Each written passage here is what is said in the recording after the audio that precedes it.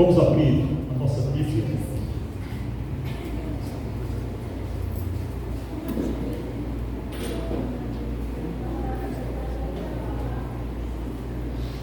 Epístola do Apóstolo Paulo aos Romanos, capítulo 8.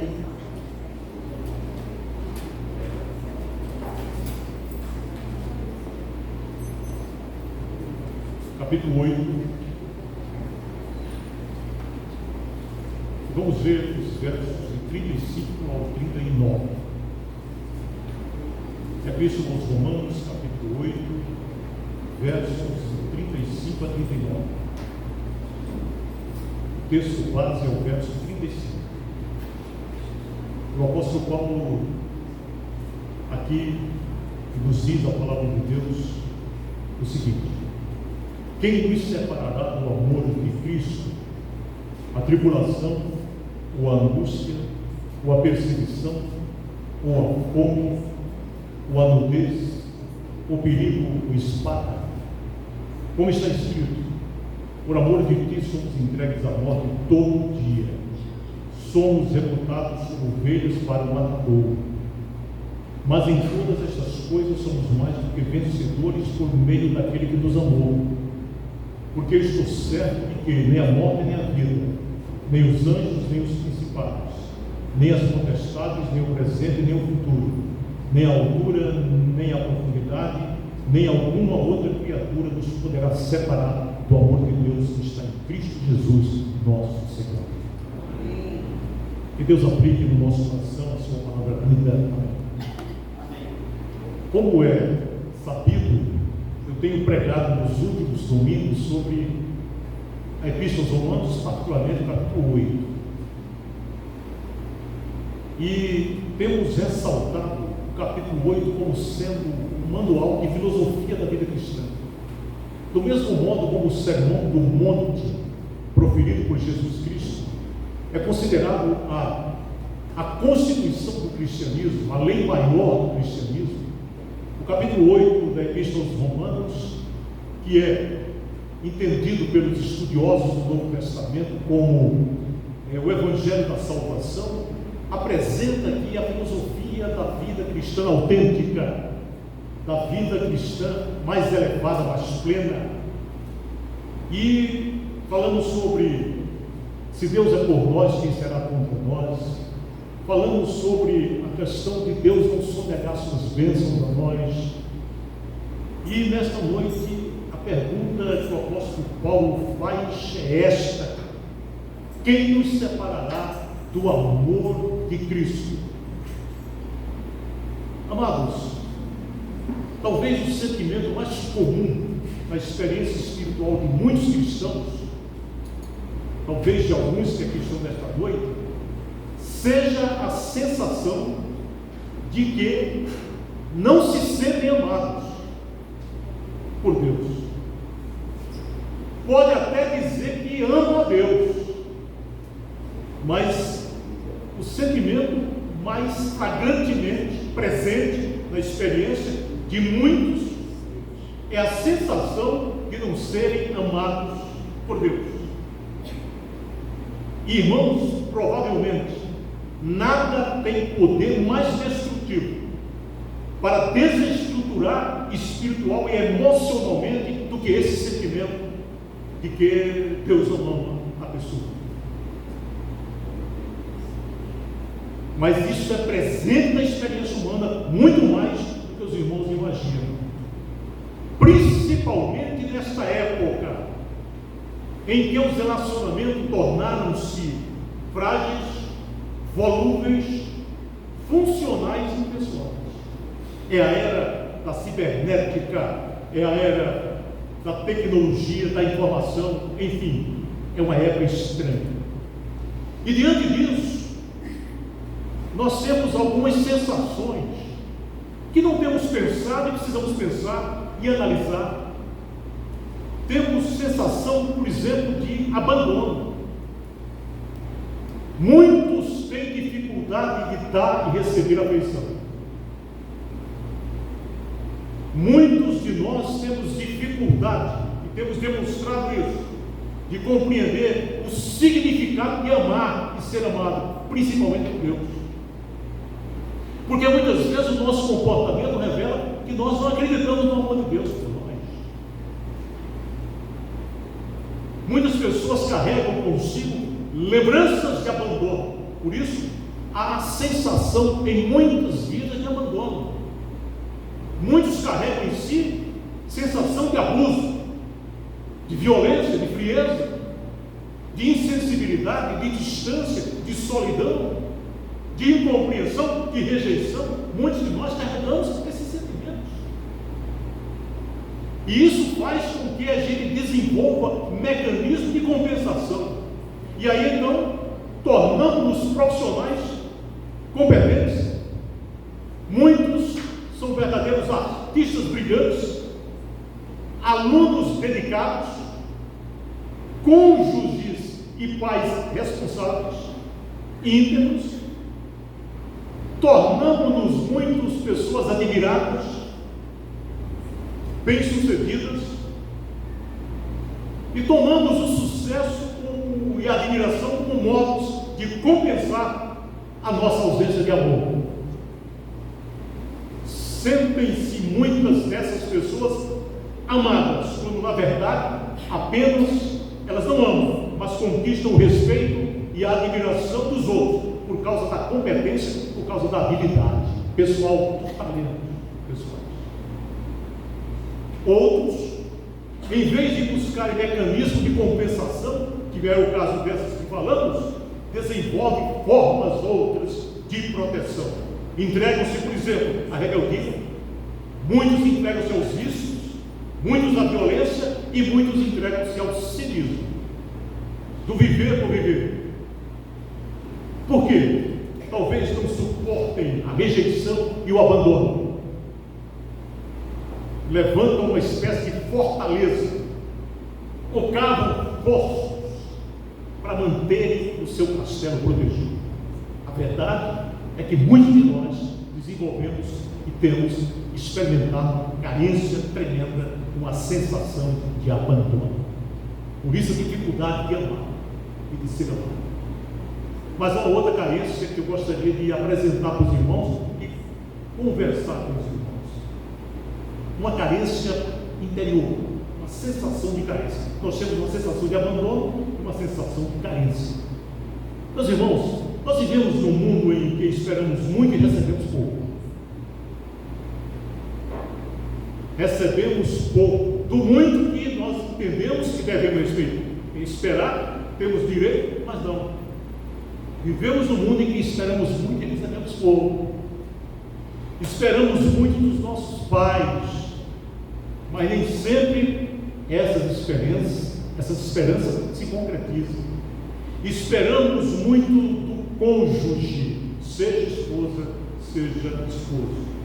Esperamos dos amigos, esperamos da igreja, esperamos de Deus. E invariavelmente, na nossa frágil experiência, nós nos decepcionamos. Meus irmãos, esse é o estado em que vivemos neste mundo. Por isso, a visão que temos que ter da vida cristã é uma visão realista e não romântica. Porque essa situação de abandono, de carência, ela traz frustração e provoca um sentimento cada vez maior de carência e de insatisfação. Muitos de nós se sentem incompreendidos. E muitos de nós aumenta cada dia a sensação de solidão, mesmo rodeado de uma multidão. Muitos de nós vivenciam a experiência da solidão. Pois bem, o apóstolo Paulo enfrentou tudo isso. O apóstolo Paulo vivenciou tudo isso. E ele apresenta aqui na Epístola aos Romanos, capítulo 8, uma lista de situações, de experiências que fariam com que muitos de nós nos sentissem completamente abandonados por Deus. Se você colocar a experiência do apóstolo Paulo com a nossa experiência, imagina. E ele indaga aquilo que temos que fazer nossa experiência. Quem nos separará do amor de Cristo? Ele pergunta: quem nos separará? Quantos de nós pode dizer isso? O apóstolo Paulo listou algumas experiências, como por exemplo, tribulação. Aí ele disse: será tribulação? Quantos de nós enfrentamos tribulação? Muitos de nós aqui quase todos os dias. É uma experiência cotidiana. Angústia. Angústia, o criador do existencialismo cristão, o dinamarquês Søren Kierkegaard, tem uma tese sobre angústia. Foi a tese de doutorado dele na Universidade de Copenhague, na Dinamarca. E ele fala da angústia principalmente na filosofia de Sócrates. E ele fala uma coisa que pode ser experiência de muitos de nós aqui. Ele diz: eu sou uma pessoa com duas faces. Ele diz lá literalmente: sou um janto bifronte, com duas fontes. Com um rosto eu sorrio, com o outro eu choro. Na secreta profundidade do sentimento jazem tão próximas as portas da alegria e da tristeza que uma vibra facilmente quando a outra ressoa. Angústia. O apóstolo Paulo citou aqui angústia. Perseguição. Quantos de nós somos perseguidos, inclusive dentro das nossas próprias casas? Quantos somos perseguidos no nosso trabalho, no escritório, no serviço público? O apóstolo Paulo fala perseguição. Fome. Não acredito, muitos disseram aqui quando perguntou o irmão Bruno se tinham jantado, não, porque muita gente deixa para jantar depois do culto. Mas fome, aconteceu com o apóstolo Paulo, ele pergunta: e a fome que separa do amor de Deus? Nudez, perigo, a vida é perigosa. Guimarães Rosa, é perigoso viver. O apóstolo Paulo diz: espada, próprio da época. Então, tribulação, angústia, perseguição, fome, nudez, perigo, espada. Será que isso nos separa do amor de Deus? Na verdade, o apóstolo Paulo faz essa pergunta e dá essa lista porque muitos abandonaram a fé por não se sentirem amados por Deus diante da perseguição, por exemplo, profissional. Uma angústia, por exemplo, provocada por uma enfermidade, a dor de se ver, por exemplo, de se encontrar desempregado num país que tem um índice muito elevado de desemprego. Como conciliar, por exemplo, o amor de Deus com o sofrimento? Como conciliar o amor de Deus com a dor? Meus irmãos queridos, diante da fome, da nudez, do perigo, da tribulação, como é possível crer num Deus de amor? Aparentemente não é possível. Por isso o enorme desequilíbrio emocional de muitos. Por isso o enorme desequilíbrio espiritual de outros tantos. Para o apóstolo Paulo era possível, sim, viver num equilíbrio saudável entre as tensões do cotidiano, a angústia do dia a dia e continuar crendo no amor de Deus por nós. Então significa dizer que é possível, em meio de toda essa lista aqui, crer que Deus nos ama e aceitar isso, vivendo uma filosofia de felicidade, vivendo a vida abundante que Cristo disse que está nos dando. É possível, mesmo passando por tudo que o apóstolo Paulo ressalta aqui. Ele não colocou na lista outras coisas, que a gente vai ver, como prisão, como açoite, como traição, como abandono, rejeição, e em tantas situações que ele vivenciou, que muitos cristãos hoje vivenciam. Diante de tudo isso, o apóstolo Paulo faz a pergunta: quem nos separará do amor de Deus? Vamos ver aqui, na segunda epístola aos Coríntios, vamos abrir, capítulo 11. Além da tribulação, angústia, perseguição, fome, nudez, perigo, espada, o apóstolo Paulo diz aqui o que ele sofreu. A partir do verso 23, 2 Coríntios capítulo 11, a partir partir do verso 23. Ele diz assim: são ministros de Cristo, falam como fora de mim, eu ainda mais. Ele está defendendo aqui, diante dos coríntios, a sua autoridade apostólica. Eu ainda mais. Aí ele começa a dizer: em trabalhos, muito mais. Em açoites, muito mais do que eles. Em prisões, muito mais. Em perigo de morte, muitas vezes. Aí ele diz aqui no verso 24: recebi dos judeus 5 quarentenas de açoite menos 1. Ou seja, 5 sessões de açoite de 39 chicotadas. E olha que o chicote daquela época, ele tinha as suas pontas, pedaços de osso, de ferro, de madeira, que foi como Cristo foi chicoteado. Ele diz: recebeu 5 quarentenas de açoite menos 1. Ele diz: muito mais em perigo de morte muitas vezes. Então 3 vezes foi açoitado com varas. As 5 que ele fala, quarentenas de 39, 40 menos 1, 39, foram com chicotes, mas ele diz 3 vezes foi açoitado com vara. Já imaginaram os irmãos? 3 vezes ser açoitado com vara. Ele não diz aqui quantas varadas aconteceu, mas deve ter sido no mínimo 40. Uma vez eu fui apedrejado, 3 vezes sofri naufrágio, uma noite e um dia passei no abismo. Ele não fala aqui, nos leva a certas interpretações. Em viagens, muitas vezes, em perigo de rios, em perigo de salteadores, em perigo da minha nação, em perigo dos gentios, em perigos da cidade, em perigos do deserto, em perigos no mar, em perigo entre os falsos irmãos, em trabalho e fadiga, em vigílias muitas vezes, em fome e sede, em jejum muitas vezes, em frio e nudez. Além das coisas exteriores, me oprime a cada dia o cuidado com todas as igrejas. Quem enfraquece, que eu também não enfraqueça. Quem se escandaliza, que eu também não me abrase. Se convém gloriar-me, gloriar-me-ei no que diz respeito à minha fraqueza. Meus irmãos, o apóstolo Paulo não negou que na vida há situações que atuam contra o amor de Deus, mas ele pergunta: quem nos separará do amor de Deus? E lixa tudo isso e diz que nada pode nos separar do amor de Deus. Temos que crer nisso. As dificuldades existem, estão presentes na experiência de todos nós. O apóstolo Paulo não pergunta se elas existem, mas ele diz qual é o poder que elas têm de nos separar do amor de Deus.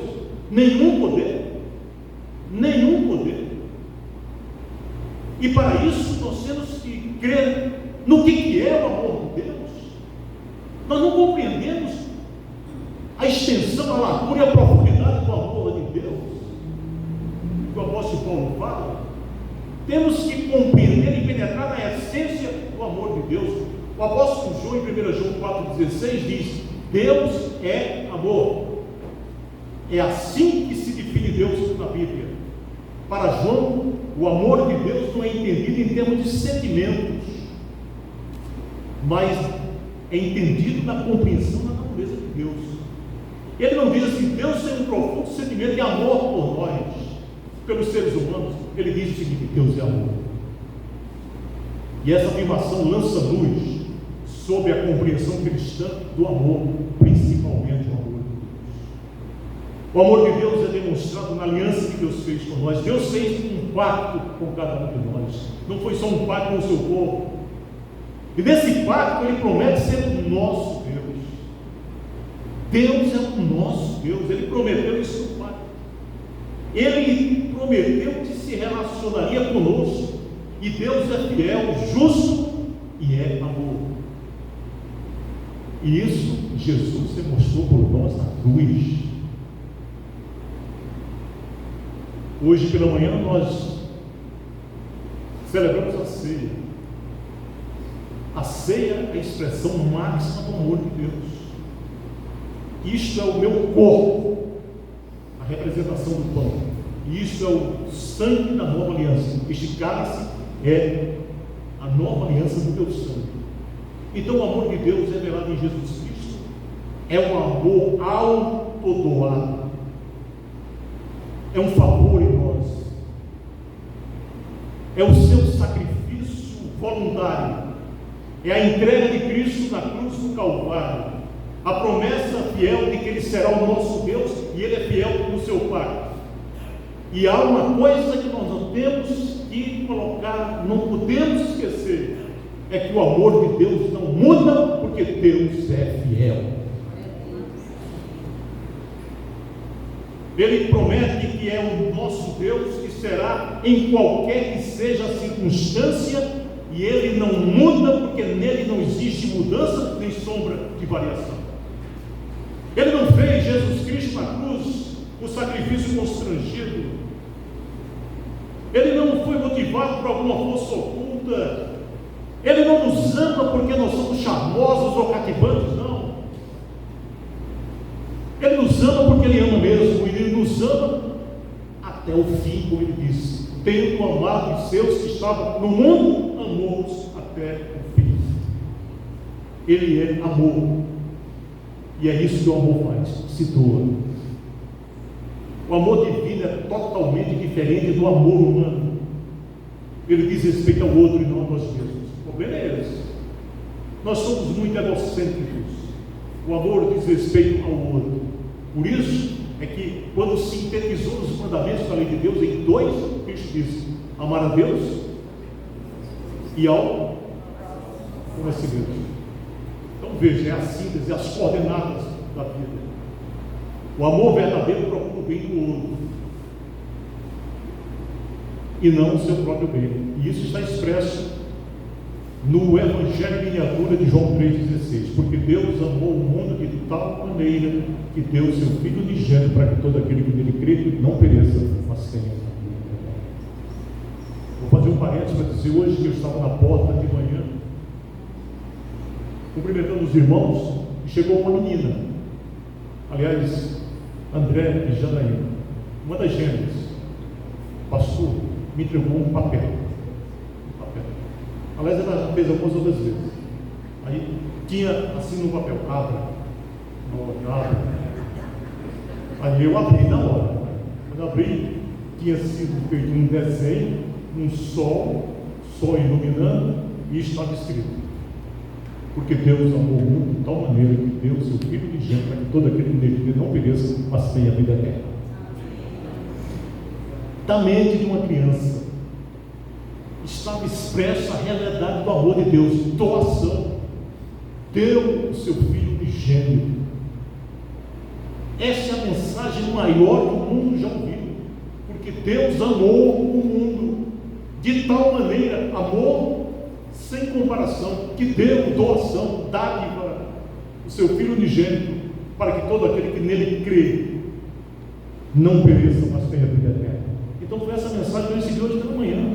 Fiquei pensando, mas impressionante, já peguei tanto sobre esse versículo do amor de Deus, mas recebi de uma criança, porque da boca dos pequeninos vem o perfeito louvor. Louvado seja Deus pelas crianças, pelos nossos filhos, pelos nossos netos. Meus amados irmãos, o amor divino é totalmente diferente do amor humano. Quando alguém vive com a certeza que é amado por Deus, muito amado pelo amor eterno de Deus, e que nada pode separá-lo deste amor, ele desenvolve uma nova visão da vida. É isso que o apóstolo Paulo fez em Romanos, capítulo 8. Ele tem uma nova percepção da realidade. A vida há de ser vivida não na periferia, não no continente, mas no conteúdo da realidade do amor de Deus.